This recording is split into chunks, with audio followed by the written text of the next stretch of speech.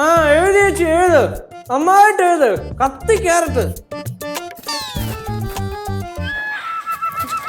ചേച്ചി വാക്കുകളൊക്കെ ഇങ്ങനെ ഒഴുകണം, അനർഗളം നിർഗളമായിട്ട് വേണം വാക്കുകൾ വരാനായിട്ട് നമ്മുടെ ഉള്ളിൽ നിന്ന്. ചേച്ചിയുടെ പ്രണയത്തെ ഈ ലോകം കാണണം, തിരിച്ചറിയണം, അംഗീകരിക്കണം. എന്താ എന്താ ഇവിടെ? ഒരു പ്രണയലേഖനം. ലച്ചു ലച്ചു ചേച്ചി അളിയൻ എഴുതുന്ന പ്രണയലേഖനം. ലച്ചു, ഞാൻ നിന്നോട് എന്തോ പറഞ്ഞിട്ടുള്ളേ? എന്താ പറഞ്ഞമ്മ? അത് ലച്ചുവിനറിയാം. എന്നാലും നമ്മളും കൂടെ ഒന്ന് അറിയട്ടെ. ലച്ചു, നീ അകത്ത് പോകാൻ നോക്ക്. അപ്പോ പ്രണയലേഖനം ഏത് സമയം ഈ വീട്ടിലുള്ളവർക്ക് പ്രേമം പ്രേമം എന്നൊരു വിചാരം മാത്രമേ ഉള്ളൂ. ഈ വീട്ടിൽ പ്രേമം പാടില്ല.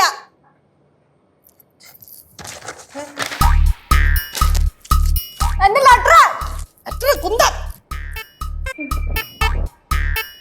എന്റെ പ്രിയപ്പെട്ട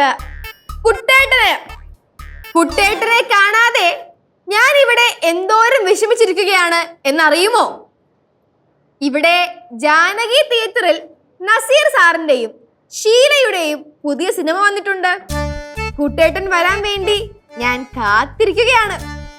ഇന്നലെ അമ്മ എന്നോട് പറഞ്ഞു, കല്യാണം കഴിഞ്ഞ് 10-15 വർഷമായില്ലേ, നീ ഇപ്പോഴും എന്തിനാണ് കുട്ടന്റെ വാലിൽ തൂങ്ങി നടക്കുന്നത്, നാട്ടുകാർ കണ്ടാൽ കളിയാക്കൂലേ എന്ന്. പക്ഷേ അതിനെനിക്കൊരു കുഴപ്പവുമില്ല. നമ്മൾ പ്രണയിക്കുന്നതിൽ നാട്ടുകാർക്ക് എന്താ എന്താ എന്താ എന്താ തീർന്നിട്ടില്ല എന്ന് കുട്ടേട്ടന്റെ സ്വന്തം ഭവു ഒപ്പ്. ബബു? ഏതാ ഈ ബബു?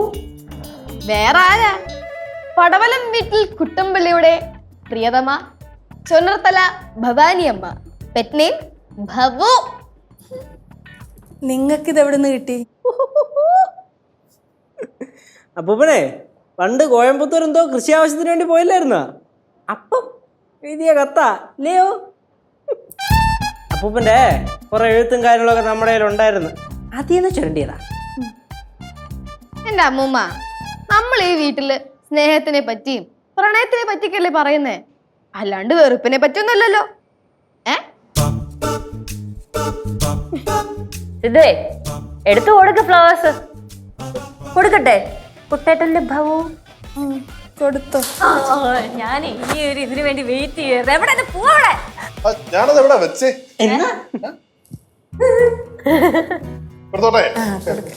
മുട്ടൂത്ത് അതിന്റെ ആവശ്യമുണ്ടോ? ആ ഉണ്ട്. I love you.